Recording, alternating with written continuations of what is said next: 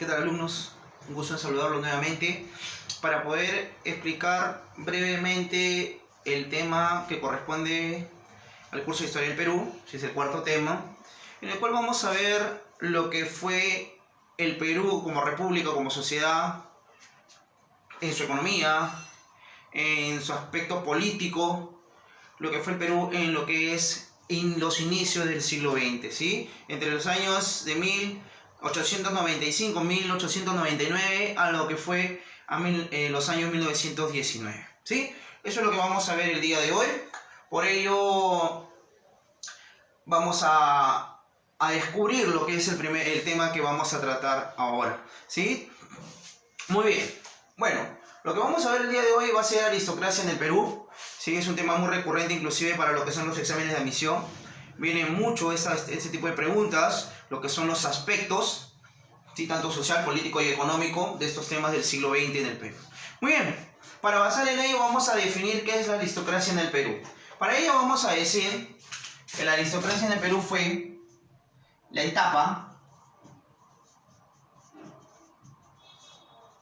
comprendida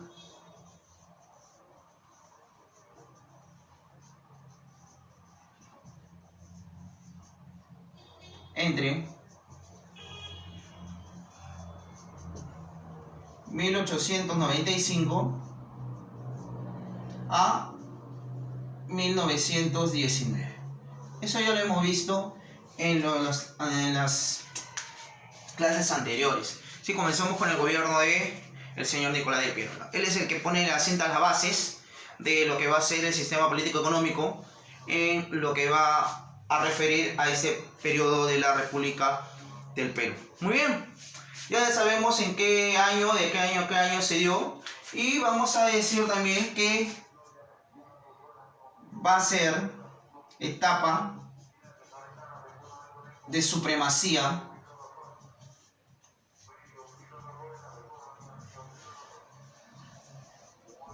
de todo tipo, social, económica y política. Etapa de supremacía civilista.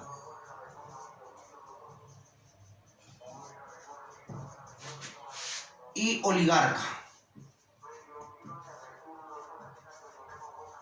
O sea, lo que van a tener el dominio, lo que van a hacer y deshacer en el Perú, van a ser ¿quiénes? Los civilistas, ¿sí? Los civilistas, los aristócratas, la clase alta del Perú, ¿sí? Etapa de supremacía civilista y oligarca en el Perú, ¿sí? En el Perú. Muy bien, ahí está. Ahora vamos a ver el contexto. ¿Qué es lo que sucedía en el mundo cuando se desarrollaba esta etapa acá en el Perú? Simple. Lo que debes tener en cuenta es lo siguiente: que en esta etapa el Perú se va a beneficiar de cierta forma de algunos acontecimientos que se van a desarrollar en el mundo y va a repercutir de manera positiva, particularmente en el sistema económico en el Perú. Vamos a poner lo más importante: la Primera Guerra Mundial, pues, ¿no? La Gran Guerra, Primera Guerra Mundial. Primera Guerra Mundial. ¿Sí? Ahí está. También podemos poner la crisis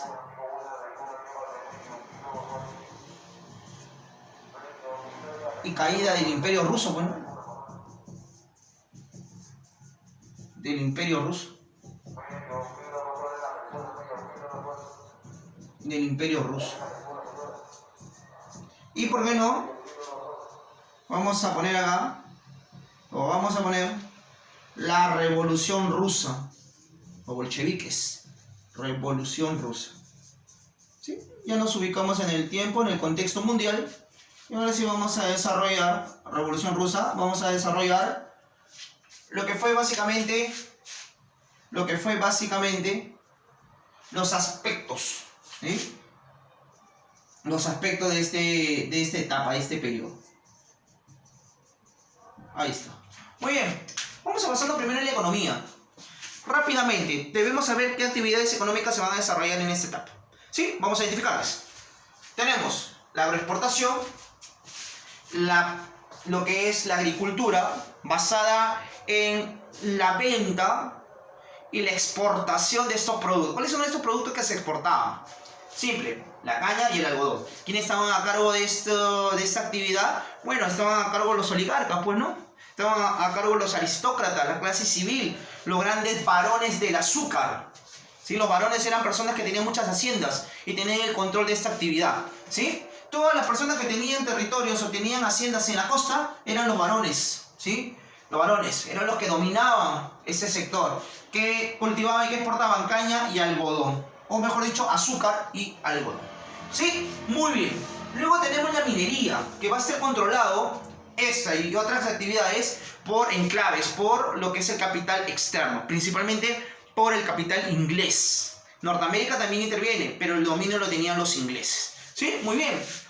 El petróleo, capital inglés, por eso se tiene como administrador del petróleo en la Bray Pariñas, a la London Pacific.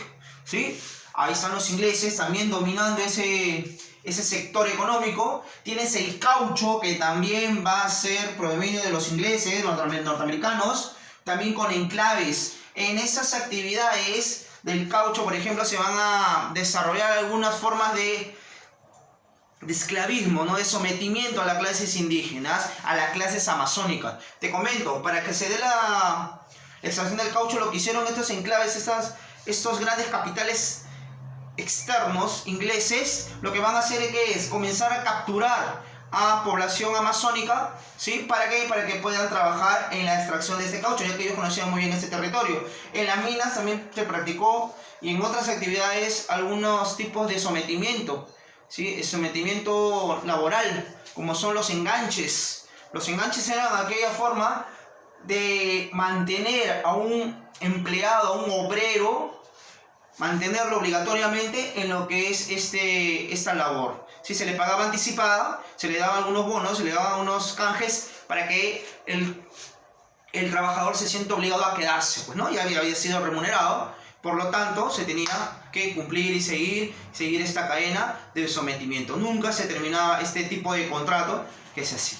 Muy bien, las correrías, pues, ¿no? Las correrías también, ahí están, el caucho. Comenzar a perseguir a pobladores amazónicos porque trabajan ahí. Muy bien, la ganadería. La ganadería estaba dirigida por los gamonales. Los gamonales también eran gente aristócrata, pero tenían tierras en la sierra, pues, ¿no? Ellos se encargaban de eso también, de la producción de lana. Muy bien. Ahora, vamos a ver la sociedad. Algo muy importante antes que sigamos con la sociedad. Se tiene dependencia económica. Dependencia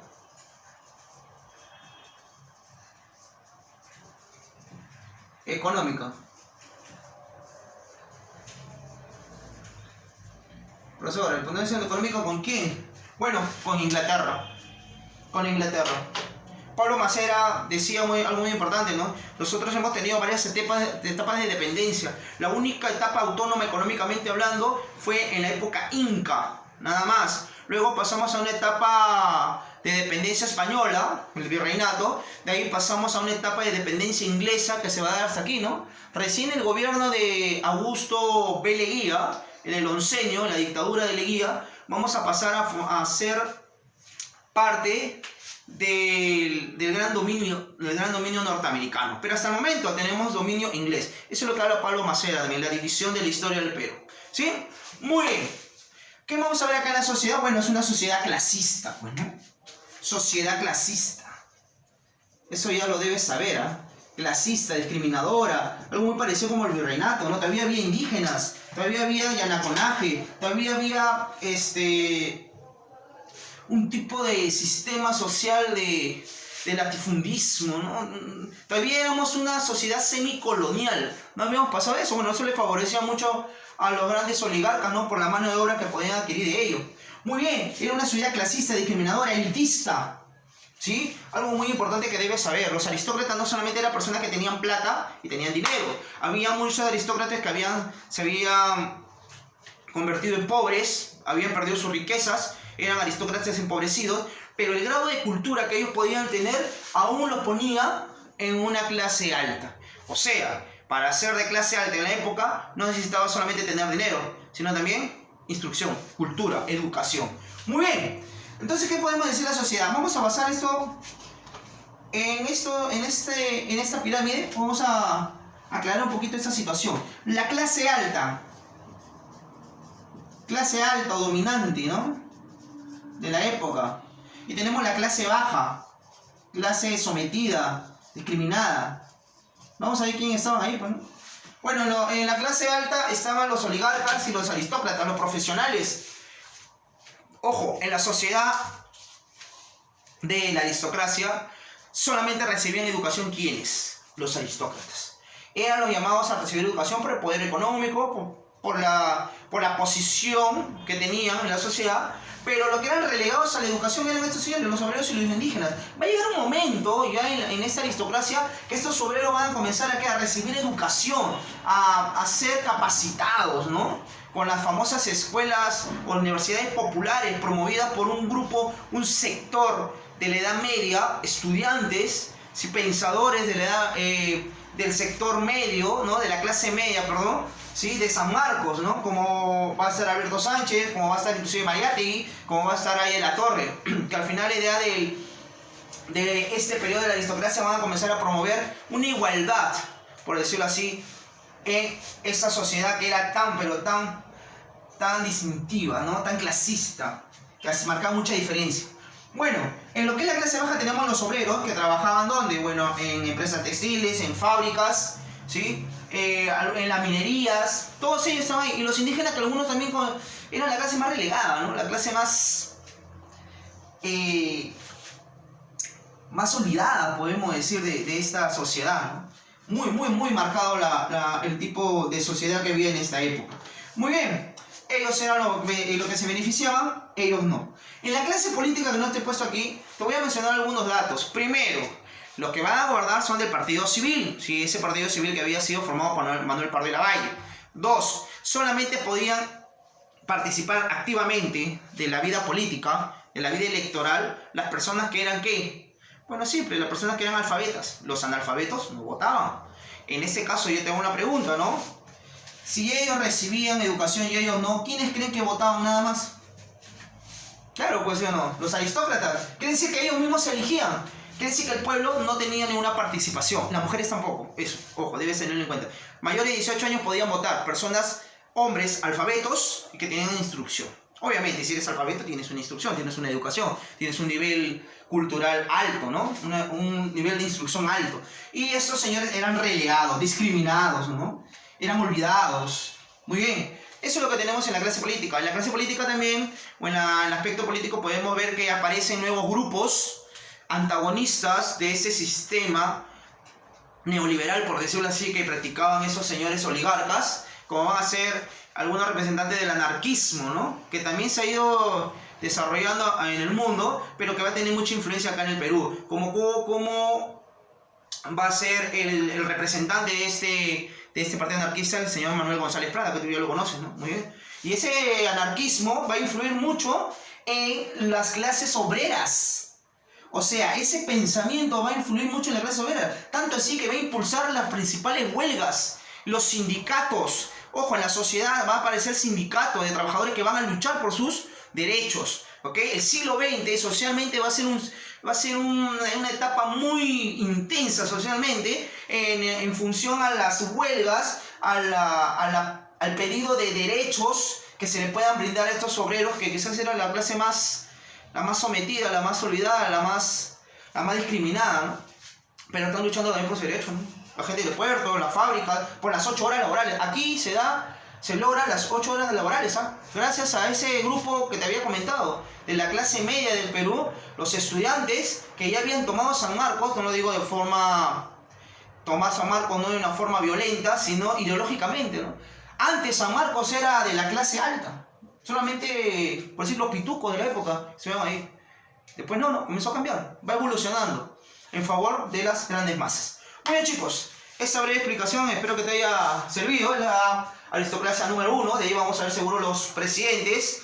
Ya más o menos vas a ir descubriendo quiénes gobernaron. Comenzamos con Pierola, López de Romaña. Tenemos a José Pardo y Barrera. Tenemos a Leguía. Tenemos a Candamo. Tenemos a Óscar R. Benavides, también tenemos a al señor Billinghurst, tenemos el primer gobierno de Lía y tenemos el segundo gobierno también del señor José Pardo y Barrera, que hizo mucho por la educación, ¿no? Eso debes tenerlo muy en cuenta. En lo que la situación que estaba en la época, José Pardo y Barrera como que salió un poco de línea de lo que se desarrollaba y lo que se practicaba en esta época socialmente. Y es lo que es la educación. Bueno chicos, espero que te haya servido.